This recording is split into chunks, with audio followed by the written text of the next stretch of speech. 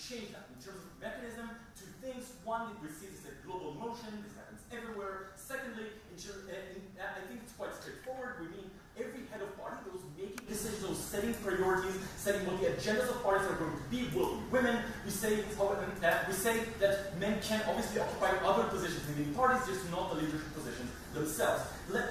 Three things I'm going to bring to you. First, why only women and only women can promote women's issues effectively. Secondly, why we have to enforce this and make this only them, they will be able. Thirdly, about representation, why we believe we get more of it on our side of the house. Clarification. Yes. Is this indefinite? Will you always have women? Possibly, if we reach total equality, we will change this. But until then, yes. Okay, let's. And this will be for future parliament to decide at which point this equality has been achieved. Let's talk about why only women can advance this. First of all, we talk about prioritization. The fact that that we have had years and millennia of policy making have set certain areas to be the most influential, to be the most important, to be those you have to prioritize. Things like, for example, prioritizing geopolitical security. Things like economics and GDP growth being the most important functions that states and governments are seen to possess. We're saying that these are male-centric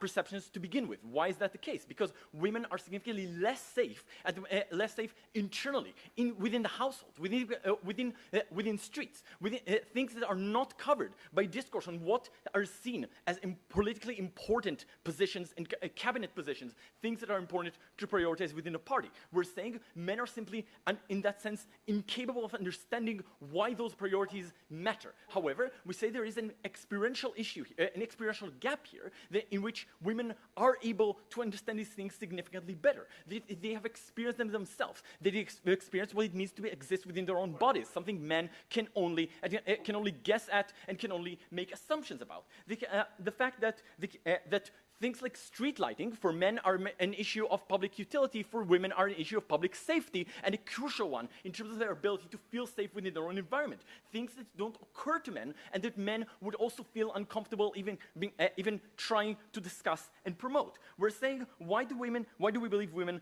will promote these things? First of all, because they have been experienced by them, because it's more likely that they are aware of them. Secondly, just because of this legislation that says you are there in order to promote these issues, that is why you were granted the role as head of party. That is something we believe is crucial in setting agendas. What sort of policies do we believe that we're going to see? We're going to see, finally, an actual treatment to sexual offenses, seen as what they are, as domestic abuse being treated the same as terrorism, in the sense of the investment it gets, and in the sense of the investment and the resources going into treating this. We're talking about child support rights. We're talking about the fact that, as I said, 50% of the work being done in the world is being done within internal households, which which goes unpaid for, and we believe these are massive policy changes that can only occur on our side of the house.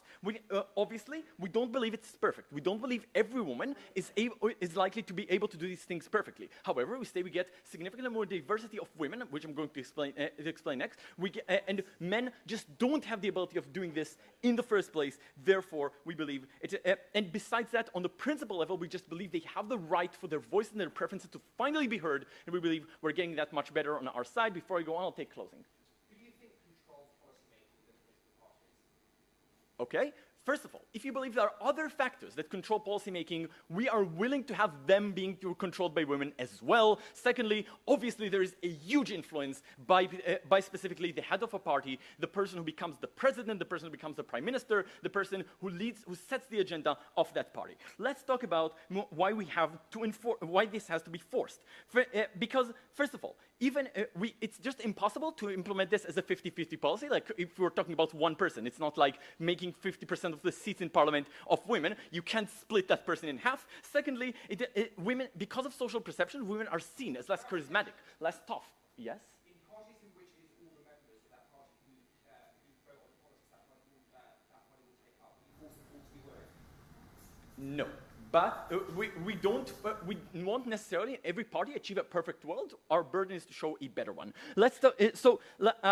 Women, because of societal perceptions, are seen as less charismatic, less strong, having less of an ability to cope, and being less seen. When you're talking about being seen as presidential, obviously, if all presidents have been men, men will be seen as more presidential. This is a thing that means very few women are likely to get to these positions. Moreover, women are conditioned to give up their place for others, for men, for the party unity, for all these things. That again is something that means we get significantly less of these women in there.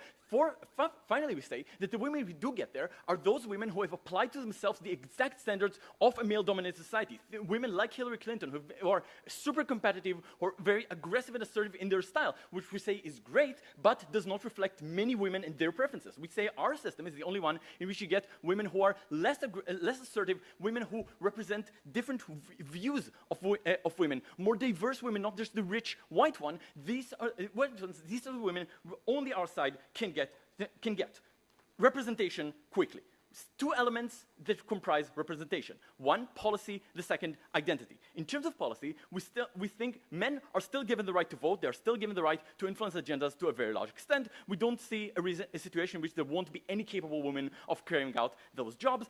And the experiential gap that we've spoken about is a one-way street, right? Because we all know, because of the entirety of society, what men experience the world to be like. So we don't believe that women are not able to access that information in the same way. About identity representation, yes, we believe there may be some men for whom it's very important to have a man representing them. However, we believe that is minute in terms of when we compare that to women being role models, to women seeing other women succeeding, progressing, because they have never seen such models, or they rarely see them, because men see successful men everywhere. They haven't seen them for hundreds of years, and they have enough of this identical representation. We just say that is less important. Very proud to propose the motion. Thank you very much.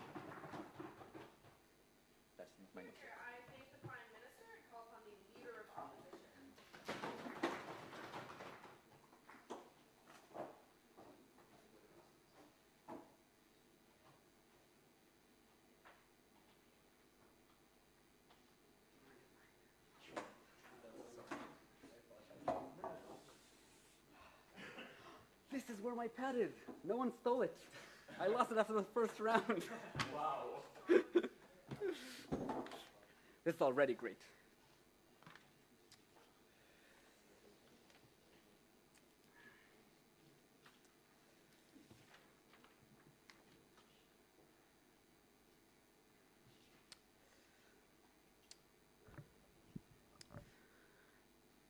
Wow, this is a great debate. Not only have I found my notepad, but also I'm leader of opposition in a really stupid idea that throws away democracy, trying to solve a single issue everywhere in the world, no matter what the situation is. Yay! Let's give 7 minutes on why this is a terrible idea. 2 notes on this. One, they define it as global debate. We're going to hold them to that.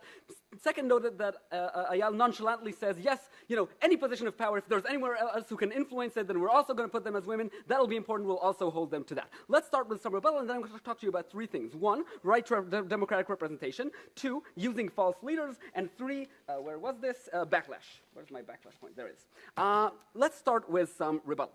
So 1, only women can do this. Wow, that's very interesting, because somehow over the last 2,000 years, we've managed to move from women literally being property to women having full equal legal rights and still earning only 7 cents on every dollar. We agree that's bad, but somehow we made all these changes. Apparently there were tons of women leaders all of this time because no one else could make any change. We agree that women might be slightly better placed to make that change. We're absolutely fine with that. We don't think that is necessary. 2, we need to force this. This is incredible given the time this motion is being set. Let's look, for example, at the United States, which is a leader kind of both globally and culturally, because a woman has just won the popular vote. Yes, she by a very small margin lost, but we've just moved from, like I said, women being property to women literally being on the tip of winning an election. They are going to throw that all away on this crazy idea of throwing democracy into the bin of history just so because they seemingly think that we need to force this on people. Note, even though I'm putting this in rebuttal, this is incredibly important for the framing and the comparative of this whole debate. What we're risking and throwing away is centuries of every 20 years having incredible progress that the time now would be unrecognizable only 20 years ago, and the same goes 20 years before. before that, and before that. That is what we're risking here when we're trying to use this extreme policy, no thank you. And lastly, we have this interesting point about representation. So when he says, look, the most important thing is policy, and it doesn't matter for policy if it's a man and woman. Really? Because all of your previous analysis said that this will force the most important issue to be women's rights, and it will necessarily change the way in which our government treats the way, commercial workers' rights, the way in which it treats voting rights, the way in which it treats sexual assault. So we genuinely believe that by Ayal's analysis, it is impossible that it doesn't matter for policy. And secondly, in representation, I'll talk a bit more in my right for democratic representation. So let's move on to my points. Right to democratic representation. Note, if this actually works, and that's a big if, we think it's a horrible crime against your people and your democracy. All people and all democracy in this debate. Why? Because people have, the right to be elected, right? A person has the right to say, I want to influence. I have specific ideologies. I think I know how to make a change. That is impossible for half of your population. Secondly, you have the right to elect who you want. And I already talked about policy because I already mentioned it. Let's talk now about representation. Because he says, look, in representation, some people want a man.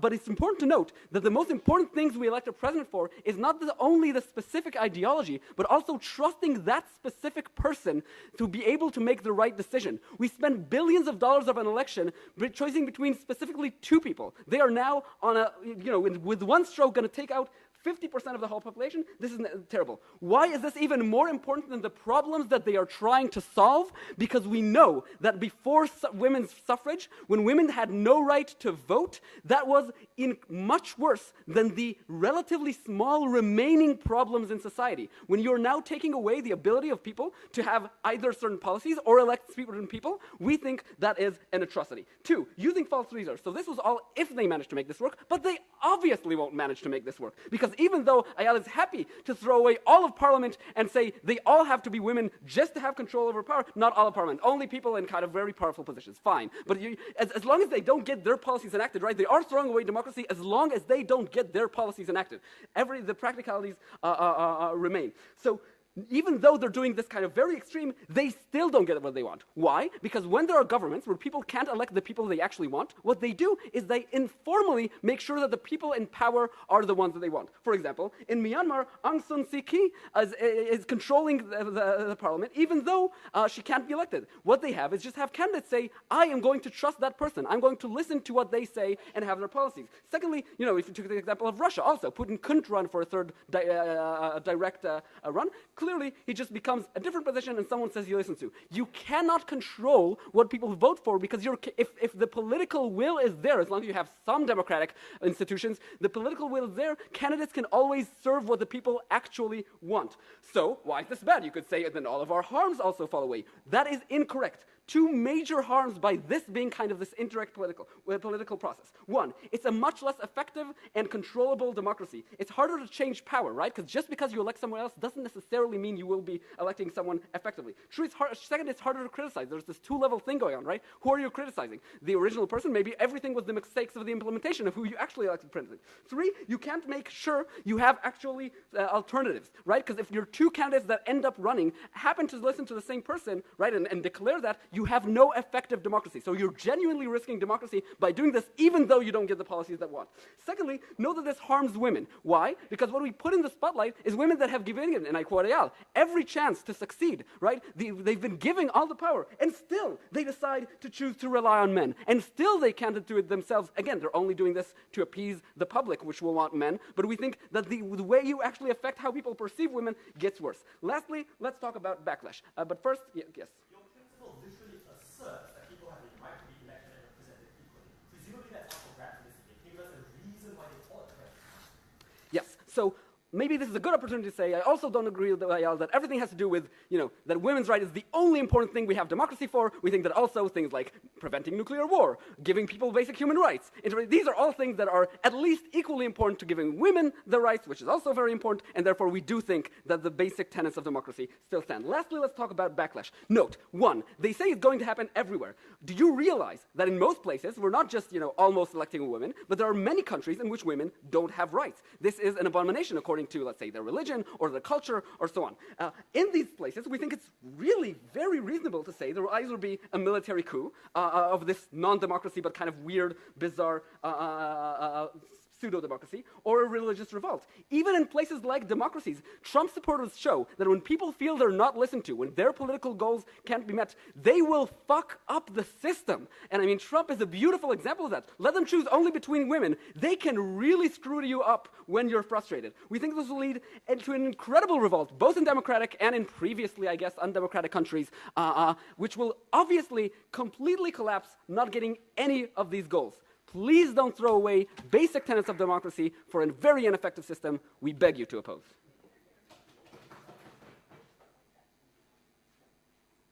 I think the leader of opposition is called on the deputy prime minister to speak around.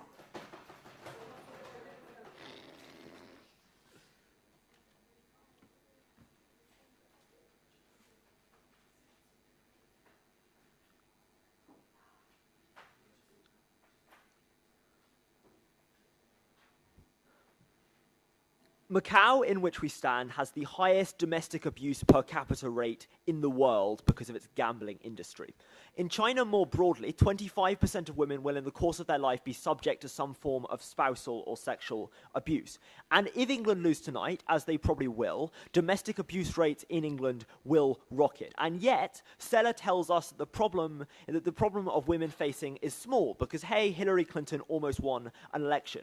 We think, in fact, the problem the vast majority of women face isn't something like microaggressions or body image. It is the problem of survival, the problem of fear of male violence. That is equivalent to the threat of nuclear war, and unless side opposition can show us that nuclear war is going to result from this policy, which they didn't, we believe that 50% of people living out much of their lives at fear of male violence is the most important issue in this debate. So 2 points in this speech. Firstly, principally why we think women are entitled to this representation, not just why it's legitimate. Secondly, why we think we are less likely to get the politics of dictatorship and the politics of violence on our side of the house. Before that, responses to Sella. So firstly, they say that we don't prove that only women can do this. So we agree we don't prove that. Well, what we think has been proven by history is men cannot accomplish a satisfactory change in this regard. The BJP in India, literally the largest country in the world, having overtaken China, could genuinely be characterized as caring more about the rights of cows than the rights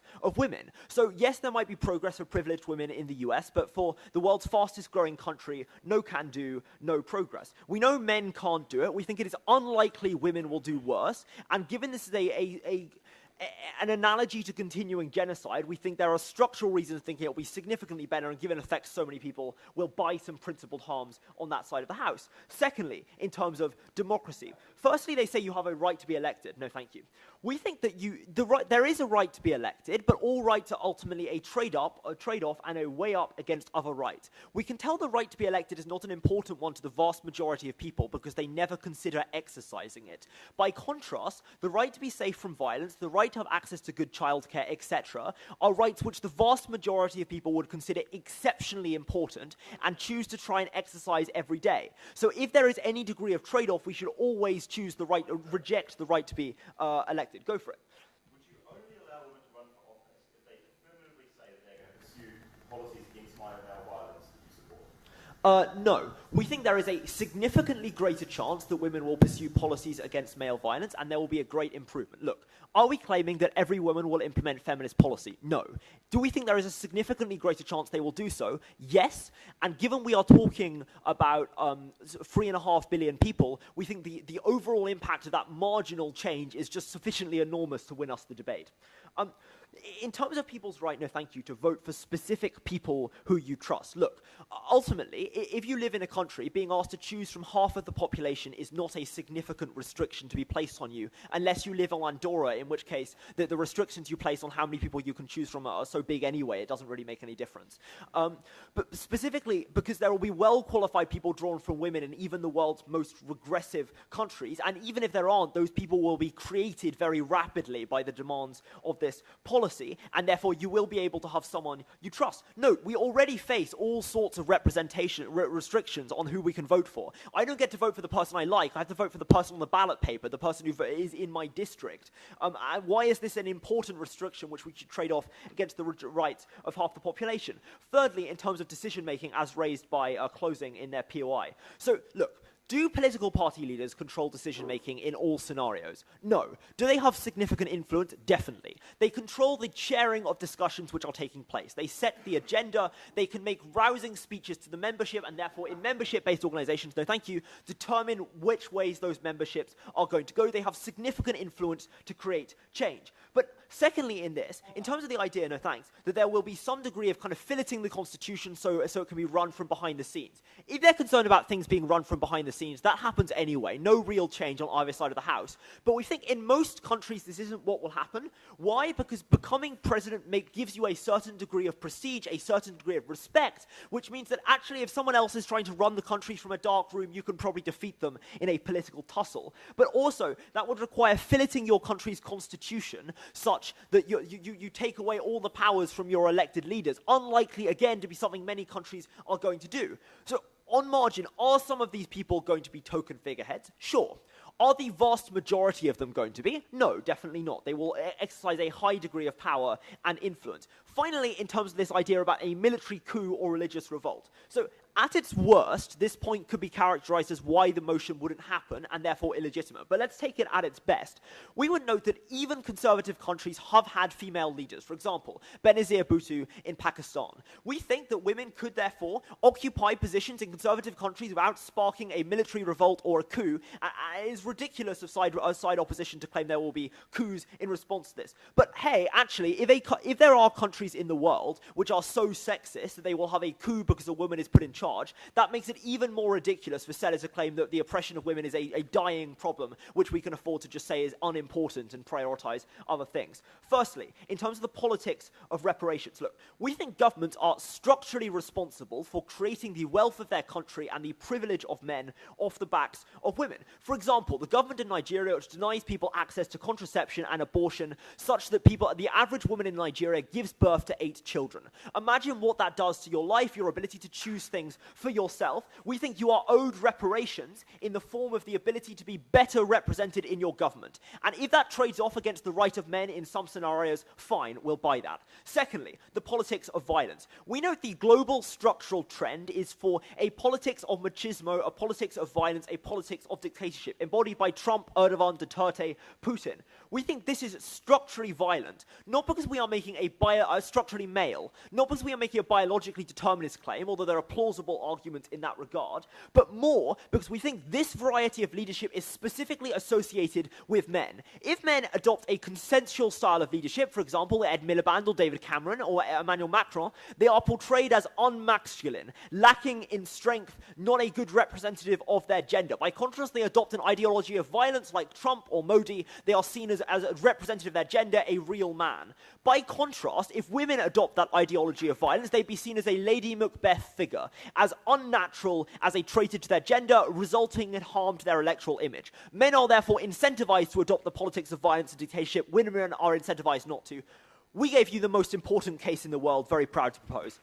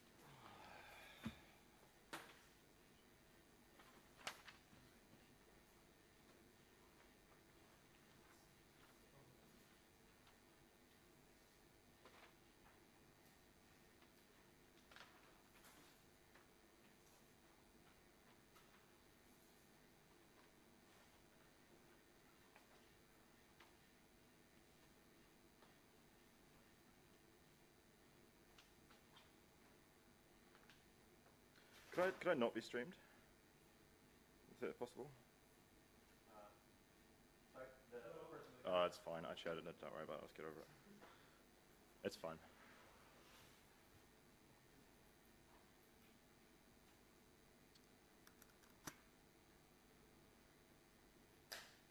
What absolutely bizarre logic from that side of the house. It seems their prep consisted of picking a large number, like 50% of the population, saying this issue affects them, and therefore someone who is kind of likely, potentially, to make action on that issue should be elected.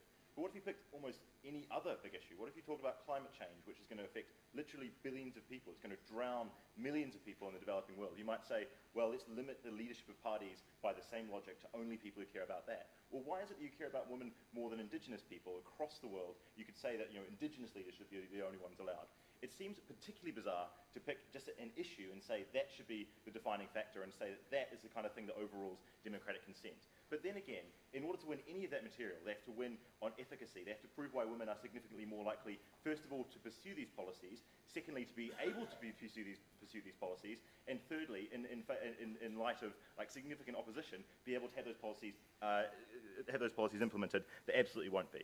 In the speech, I'm going to talk about democratic representation because they can't get away with just saying male violence a bunch of times and throw away some of the most important principles about politics. And I'm going to talk about progress and how there's conditions the types of leaders you're getting, and then finally look at how you might get change. So in terms of democratic representation, we told you that individuals have rights to stand and rights to have their voices heard, and that is an inviolable right. And they say that classic debating line, you're just asserting that. You can't justify principles from some kind of practical benefit. You're right. We can't get up here and say there's some kind of cosmic rule or cosmic law or some kind of evidence-based reason for that. But these principles are at the absolute heart of our democracy anyway. These are the things that people fought and died for, and the kind of things that, if we get rid of them, should be seen as a practical harm to individuals and also in terms of collectives. And it's not enough to say, well, it's not enough just to say, everybody doesn't stand for politics, therefore not everyone values their right. You don't take the right to vote away from people who haven't voted before just on the basis they don't seem interested in it. We think those rights belong to people. We think that you can't just throw that harm out. That stands on the side of the house. And it also harms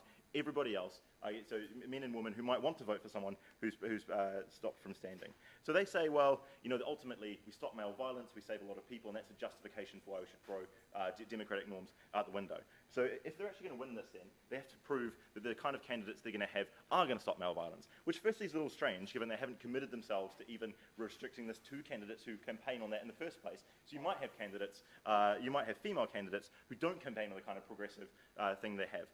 But let's look at the efficacy of this. So they said men fundamentally can't make progress. And the evidence and the argumentation from this was pretty bad. They were just like, things are pretty bad now, men therefore cannot make progress. Therefore, we must have women. Well, firstly, there are a number of nations which have had strong women for a long period of time, and indications, they say, of not making progress, right?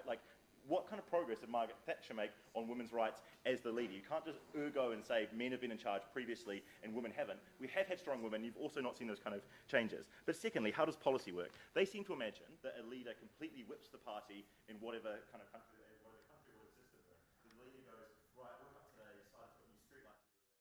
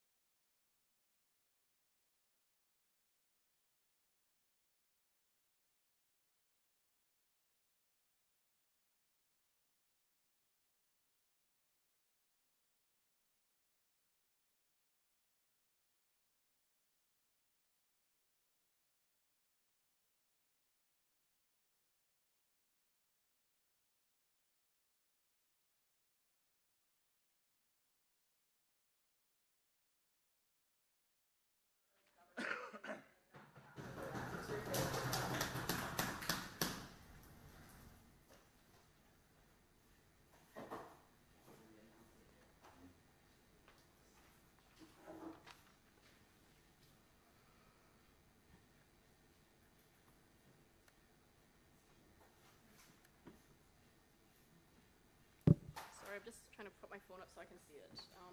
Whatever. I think it is unimaginably cruel to tell young girls they can be whatever they want to be without recognizing that they are born into a system that systematically and structurally shuts them out from wielding any kinds of political power whatsoever. Opening opposition tries to claim to you that democracy is important and you have a right to be elected. From closing government, we will tell you that democracy is only important insofar as it is a system that reduces the concentration of political power and seeks to give the voices back to the voiceless. One huge extension for you today about the principles of reparations and how this changes policies and politics for the better, prevents the ossifying of political culture, and allows women to be better represented. Before that, 3 quick points of responses that I think also frame my extension for today. First of all, indirect contra and tokenism. Panel, recognize the comparative. Tokenism happens anyway. The comparative is that you have token women that are just in a position where they can't do anything and are even more easily dismissed than if they were heads of state. Then they said, this is about backlash. Oh my god, like LOL. Backlash literally happens anytime you try to do anything ever with putting women in positions of power. I'm just going to say it probably normalizes in the long run because men probably can't do anything at the point where your woman's your president or it's not anything too bad, and in the long run it's really just going to even out. Then they said, you have to work through parliament and Congress.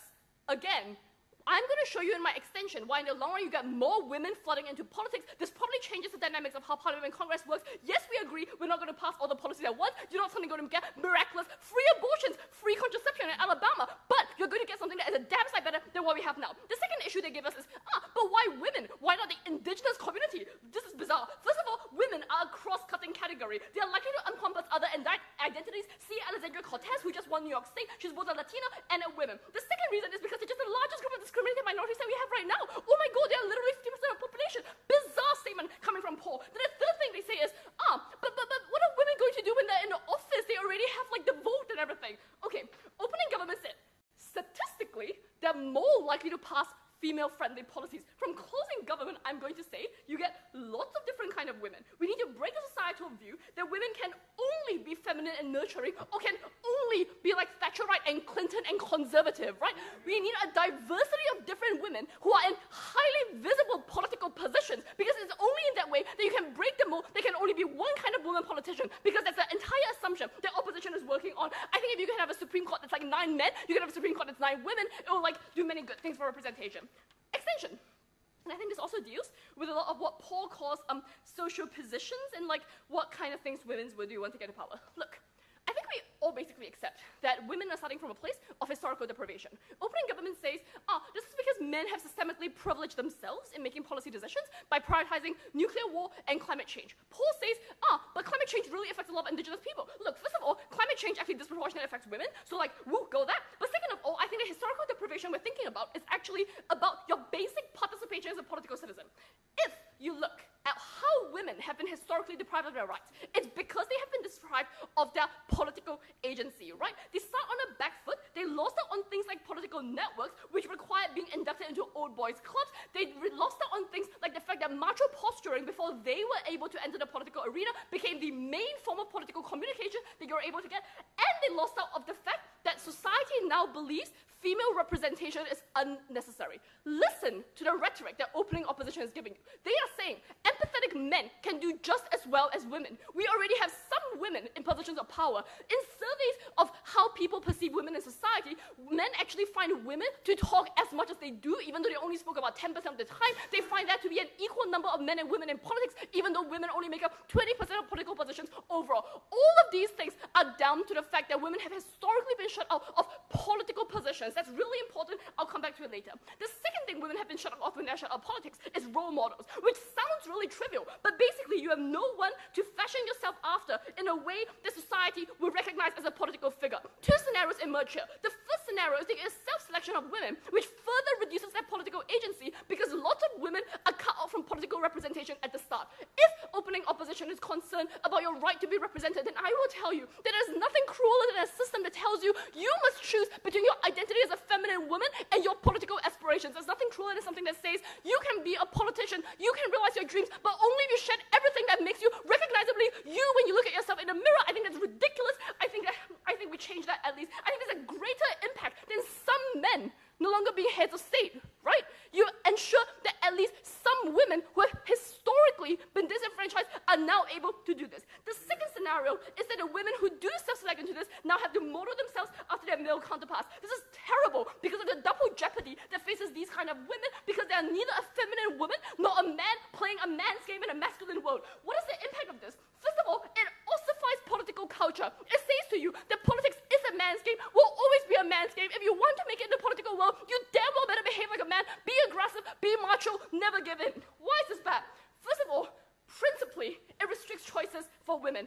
Again, like I say, you choose between traditional femininity and your political aspirations. It's a bad choice. On a principle level also, and this goes beyond Rafi's like 30-second analysis of a principle of reparations, the principle of reparations basically attempts to target and ameliorate harm on the basis on which the harm was committed. Therefore, since we have taken political agency away from women, we give political agency back to women, and this is the most direct form of reparations we can possibly get. On a practical level, you reduce the kinds of political polarization that we see in today's world. Closing. Opening. Dell seems to be extracting their benefits and importance from countries that would never elect a woman, but their plausibility for countries that would. Can you name a single country this would work in, but is not making incredible progress for women every single decade? Okay, first of all, I think this is a bizarre claim, because my claim is not that countries never elect women. My claim is that women at every single level in politics are shut out, that they self-select in a way that is incredibly detrimental, and that even when they are elected, they tend to be pushed towards the front of their party at times when the party is in crisis, so everything can be blamed on them. What we are doing is ensuring that every single party, regardless of what kinds of situations they're in, or whether or not they're going to succeed or fail, have a woman at the start. I don't understand what this POI is trying to get at. Practical level, look, on our side, we get far more options for the kinds of women that are in office. On a representational level, on a purely principle level, that is in an office have a good, because especially because the visibility of your position means the next generation is far more likely to then enter politics because you now have a role model to fashion yourself after. Second of all, I think it breaks down the kinds of old boys networks you have that previously composed the bulk of political maneuvering. I think what you get is a situation where eventually you get networks of women also helping and supporting each other, thus getting rid of Paul's problem with Parliament and Congress. The third thing I think you do is because a lot of women who were previously not have entered politics have been socialized to be communicative, friendly, and approachable, now enter politics because they see their personality is not antithetical to what politics is. This means you get a lot more reaching across party lines, a lot more pushing across the policies that you would not otherwise have gotten. I am incredibly proud, I've never been prouder to propose.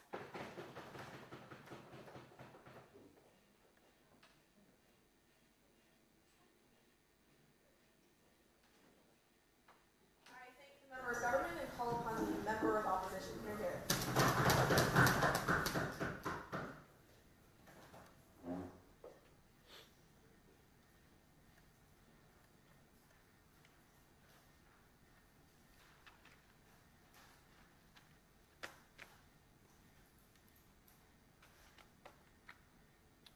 Ready? Panel will prove to you two things in our case. First, you actively make the lives of women worse in society, particularly, most importantly, in the developing world. So we're going to reframe the debate away to exclusive them. But secondly, you also destroy you erode democratic systems and trust in democratic systems to the point where meaningful change in all other areas of policy becomes minimal, if not outright impossible. But the way this debate is to judge, yes, you will get almost certainly some benefits, role model or otherwise, on Gov. We can't escape from that. But the way this debate is to be judged is whether on op, as closing opposition, we can sufficiently mitigate all of Gov's benefits to say you get minimal change to then be compared with the active harms that we're going to bring to you. So let's start with the premise that we get from opening government, that women are going to pursue change for women. They're going to pursue policies that help women. They provide two reasons. The first, they say, is that there's their own experience, which CG then latches onto. I think is their most important reason, that you advocate for policies that affect you because of your own experience. The problem here, firstly, not all women are liberal. As a fact, right, more women are anti-abortion in the US than are otherwise. But it's not just that conservative women exist as a fact. Why is it likely that the women who get into power are likely the ones who don't side with you, but side with the people you don't like to begin with? And because here's the crucial distinction here.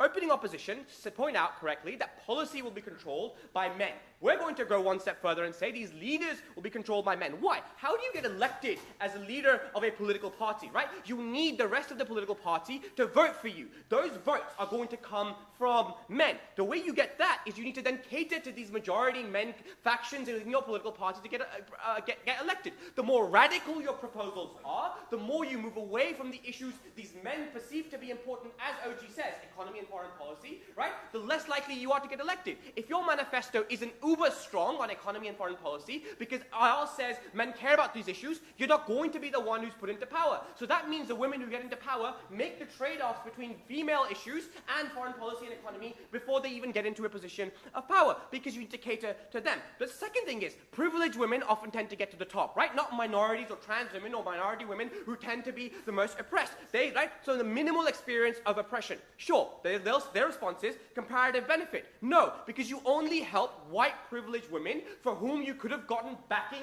anyways. The issues that you want to really cater to are the ones that these women never have any experience to begin with. The second reason they gave for why women will pursue this policy is because you are granted this role to begin with. But that is contingent on men respecting you. I'm going to get into that now. Right, the first harm that you get by government policy, puppet leaders. Change in developing world matters more. Hopefully that's intuitive enough. Why then, therefore, do you get puppet leaders?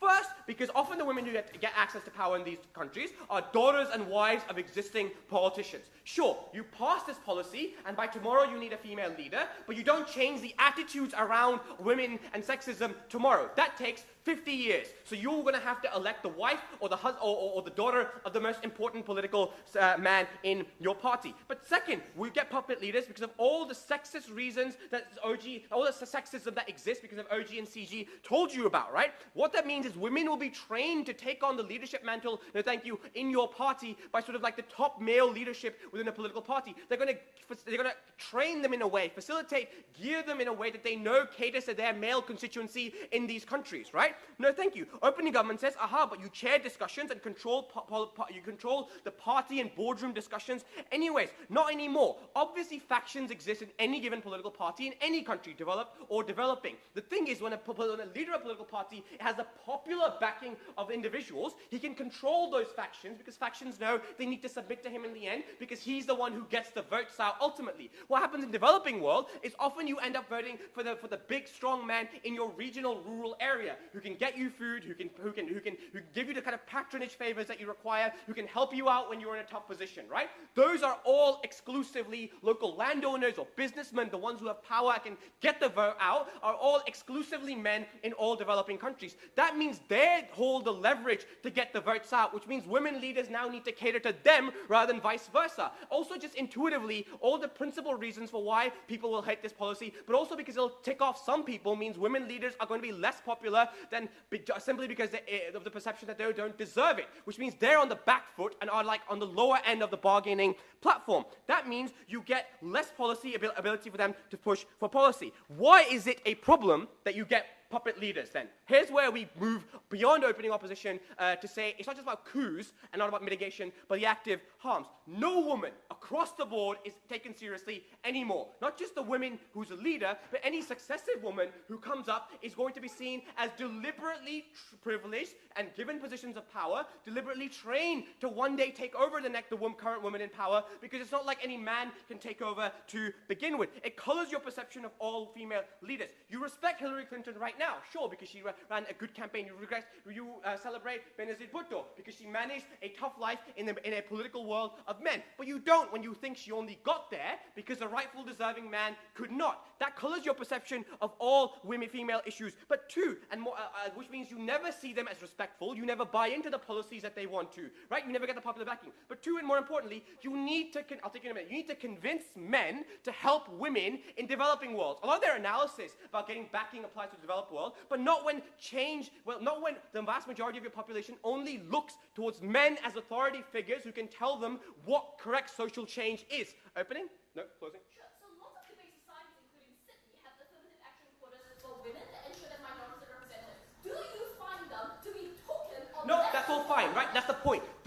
No, we don't find them token. If you do that in Pakistan, yes, you find them visibly token because their people don't think women deserve that kind of thing. People react far more strongly to their position, rightful positions of power being taken away from them. Because men often don't have the ability, the religious pull, right, or the economic pull to be able to say, look, this policy is good, we support it. Now, it's not going to be seen like that at all because it's just the woman pushing. But thirdly, and it's like this is the backlash point, right? People are unhappy with this because it's a distrust of political system. The individual you wanted to vote for isn't in party.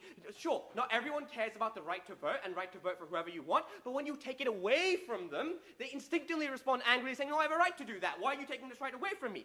That means you end up voting less across the board. If your party does badly, it's because of this policy, not because they're bad. So you're like, why bother anymore? Easy reason to hate other parties because they're not led by the ones most deserving, which means fewer people vote in the long term. That means you get minimal change for women, if any, but on our side, meaningful change across the policy platform becomes minimal because so many people are put off the democratic system because it's no longer democratic. Proud to oppose.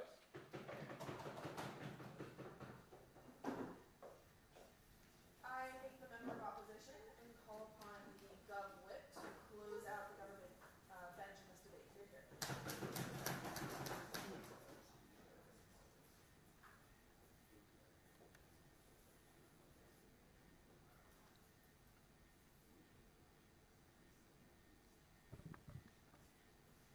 We are not saying that women cannot be elected in status quo. We are saying when women are elected in status quo, they are forced into a political arena in direct competition to men. They are compelled to masculinize themselves to compete with that standard that is currently prevalent in political culture. And this specifically diminishes the ability to change the world for the better. I've got 2 points of contention. Firstly, I want to talk about improving the lives of women. Secondly, I'm going to deal with the Sierra extension about the developing world. So first, let's talk about the lives of women. The opening government claim is that women are more likely to pursue policy that's good for women. Opening opposition's claim is both that, well, men could do this too, also women could get elected in status quo. The claim here is that there is sufficient progress in status quo that it does not legitimize overturning democratic rights. Okay, so in order to weigh up this clash, you need to consider 2 factors. Firstly, how much difference this policy makes compared to status quo in which women are elected.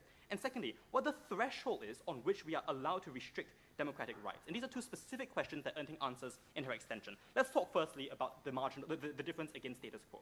Opening opposition says women make it to the top anyway, but they tend to become masculinized, right? They use the example of Margaret Thatcher. Okay, the question they don't ask is, why is it that when women make it to positions of power, they still nonetheless adopt classically masculine traits in the way they pursue policy making? The reason is because they are currently in direct competition against men, and given the perception in politics and in society more broadly that feminine traits are a disadvantage, you are forced comparatively to adopt masculine traits in order to succeed politically. I want to be very clear about the comparative. Right? It is true that in our world, there will still be this general perception that masculine traits might be superior in some respects, but you're not in direct, visible competition against another man standing across the stage from you, adopting those same traits themselves. Also, Enting points out how hugely stacked this competition is. It's about powerful networks like old boys clubs that are populated primarily by men, which is where political networks are formed, where personal relations are formed, where political advantage is gained in the background. It's also about how women are socialized into deference in the presence of men. So when there is a collection of men in a political arena within which you're a participant, either you adopt a classically, either the social pressure to be deferential diminishes your ability to aggressively pursue policy making, or you are forced to masculinize in order to prevent that sort of deference from occurring. The upshot of all this is very simple. We think opening opposition is right, that women can be elected currently, but that is not the solution to the problem we identify, because even when they are elected, they are unable to pursue policy making with that same leeway. Because, when there is a perception that you are pursuing uniquely, often you give a few nods to women's rights, but there is a general perception that if you hobby horse too much, for example, on women's issues, there is a perception that it's not sufficiently masculine. They are betraying feminine traits. And that's why it's important for us to break the entire system by not forcing you into direct competition with men in that reality. Okay, what's the democratic threshold on which we can restrict rights? No, thank you. The assertion from the opening opposition is that you have an equal right to representation and to run for office. We asked you, Why do people have this democratic right? We think that democracy is a means to an end, and that specific end is the decentralization of power. That's the reason why we think people deserve to vote more broadly, because that allows power to be handed to individuals and away from centralization. We think that this breaks down the masculine centralization of power in precisely those old boys networks Enting talks about, in the idea that social relations are formed that condition men to believe that they are the ones who are uniquely going to be figures of power and authority, and that lock women out when they are unable to access those same unique institutions. Enting gives you a second reason why we can restrict democratic rights in this case, because of the right of restitution. Because another key function of representation is to ensure that past inequalities in representation are corrected for. And uniquely, we think that the type of inequality women have faced is a deprivation of political power. That's why not only is it important that we give women the right to be now, to be now the heads of political parties, but it's important they not do that in an arena where they're still competing against men and forced to assimilate classically male tropes, in order for them to succeed. They ask us, why this specific moral concern? I mean, this is a silly argument. This is tantamount to saying that we can't solve any one problem unless we can solve them all at the same time. We pick our problems, we pick the one that's particularly important in this case. What are the broader implications for the opening opposition case? So thank you. They give us an argument about indirect control that's largely repeated by closing opposition.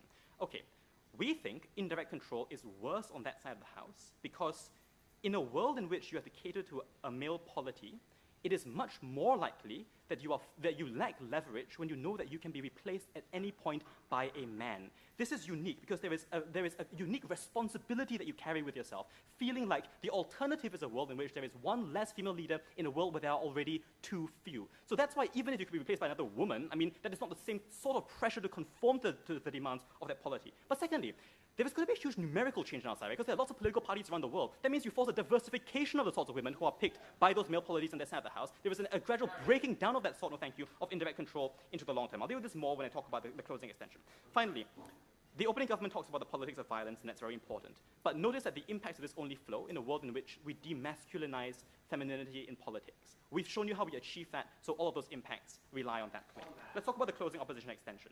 I've already dealt with the logic about how indirect control is eroded in our side of the house. But I'm going to point out that the developing world context is literally the worst context for closing opposition in this debate, and here are 3 reasons why. Number one, in that context, it is the most important thing that we normalize the view of women as individuals who could possibly wield political power. Assad is right when he says that we tend to look to men in those contexts as authority figures. It's a good thing then, and uniquely with with the leaders of political parties who are more visible to break down that particular normalized standard. Opening. All of the structures and views and issues that you've outlined, that your opening outline, still exist when you change the person at the top. You'd be the first person in your pitch to actually explain how women achieve any policy success, given that's what you predicated the case on. The fallacy in that statement is that we are not only changing one person at the top, but we are changing the set of people against whom you are competing. And that breaks down the political pressures that apply for that competitive success. Second response, how do we erode male domination in this case? We think that it is a good thing in the long term for there to be fewer of those male political polities that you have to cater to. How do you begin the road towards sweeping change in terms of which women can enter politics? You need to begin somewhere, and our suggestion is that in a world in which there is high visibility given to specific female figures who are positioned who are in positions of authority, it's more likely you have young women in those specific oppressive contexts they describe who are willing to take up that mantle, because at least you know there is some guarantee of success. Some of you are going to make it. Some of you, in a world in which otherwise you have been the vast minority of politicians, are now sitting at the top. So you vastly encourage a groundswell in women who are willing to take up politics to begin with. That transforms the polities to which you are held in thrall on that side of the house. Finally, this idea of backlash. When do people accept the reality that women can be powerful political leaders? It's when we normalize them, when we give them the optics of leadership as individuals who could possibly bear political power against us in a world in which we never believed that could otherwise be possible. The developing world is the worst context of closing opposition. We're winning the other context anyway. Very proud to propose. I thank the Gov Whip and call upon the Op Whip to close out the rounds. You're here.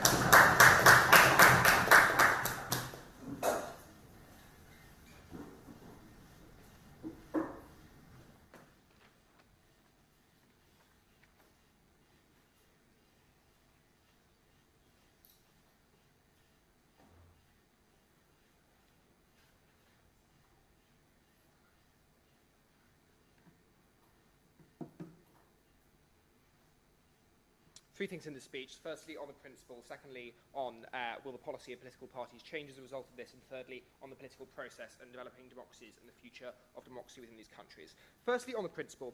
Open opposition sort of kicked off by asserting the right to be elected. Opening government sort of hit back at that by saying that no, women were entitled to be within these positions. I think opening government and closing government do a huge amount of work pointing out that women's oppression is extremely bad, a fact which was never likely to be contested in this debate and was therefore probably at best wasted time. But I think ultimately what they don't prove is necessarily the best way to provide a voice to women. Because when they say 50% of women don't have a voice, that was obviously always going to be contingent on this debate, on them getting more of a voice in the last place. And so I realise this is often said, but it's definitely true in this round. The principle just ends up folding back into those other arguments. Closing government then said, oh, well, it's unfair because it's hard to access. They placed a lot of store in normalising this. You get more women in this process. But I would point out, the number of women competing is not the same as women being in those roles in a meaningful way. Benazir Bhutto in Pakistan might have only been one woman, but transformed the role of women across the country because she was seen as the most significant political leader that country has ever had. That is very different from a woman who you view as a figurehead and has been put there because they were the daughter of the person who used to be the leader of that party, but then this policy was put in overnight, and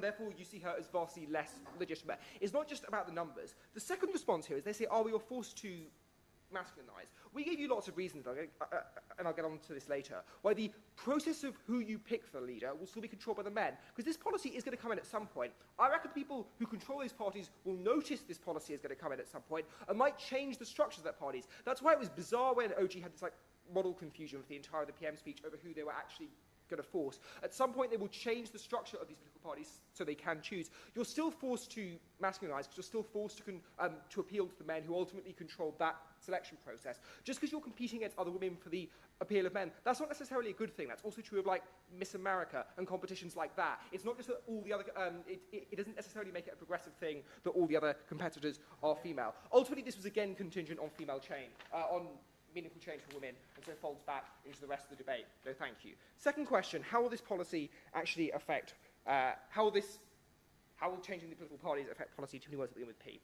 Opening government said there's an experiential gap. We pointed out from closing that this wasn't necessarily true. More women are anti-abortion in the US than men, and the majority of white women voted for Trump. The second thing to say here is that rich white women don't necessarily have the experience, as Asad pointed out, of other women, and that it's likely these are the women who are already going to get into power in the first place. They wanted to paint this dystopian picture of women never getting into power. It's true it's not great. It is getting better in these sort of countries. The countries in which it's not necessarily getting better, I will get onto in my final argument.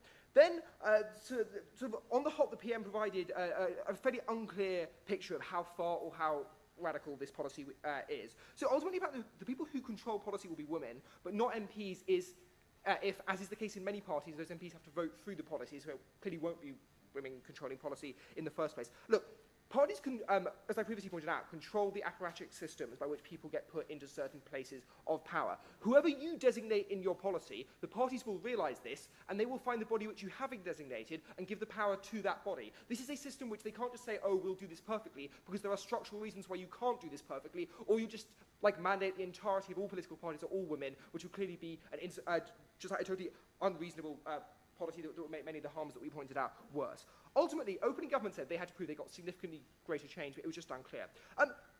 Opening opposition, I think, did prove why policy wasn't going to change, but it was only in closing that we pointed out why the selection of party leaders in the first place, and that's the crucial distinction on this point. Two responses from Rafi in his speech. What he said is, oh, you won't fill it the constitution to take away power, and ultimately, if you're the woman in charge, you will demand control. That's only true if it's not easy to depose the leader, but in most party structures, it's easy to depose the leader. The president might have power through the government, but you can still remove that president and replace them, as happened with Beata Szydło in Poland. Right, finally, onto political process and developing democracies. Look, opening opposition banged a lot during Assad's speech, which is usually a sign they were a little bit worried there was quite a lot of new stuff there. Because opening opposition did say the words, figurehead, and there will be a coup. But it did come at the end of Sella's speech and was quite rushed. So I think if we provide lots more reasons for that and a much more plausible scenario as to how that ends up than a coup, that would be a significant extension on opening opposition, even if maybe 3 words were the same within the arguments. So, Assad...